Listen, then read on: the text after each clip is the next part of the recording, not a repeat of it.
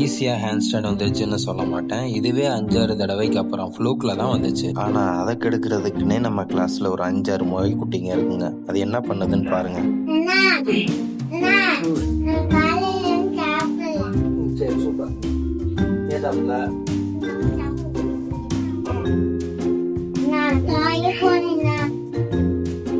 சும்மா இருக்குங்க. கொஞ்ச நேரம் சும்மா இரு. இப்பதான் நிக்கிறேன். பார்த்தீங்களா, அது ரெண்டையும் இந்த வீடியோக்குள்ள நான் காமிக்கிறேன். சரி, ஸ்டார்ட் பண்ணலாம். நாங்கள் எப்பயுமே கிளாஸ் ஆரம்பிக்கும் போது ப்ரேயர் பண்ணி தான் ஸ்டார்ட் பண்ணுவோம். இவங்க தான் பொற்கலை. இவங்களுக்கு 3 வயசு ஆகுது.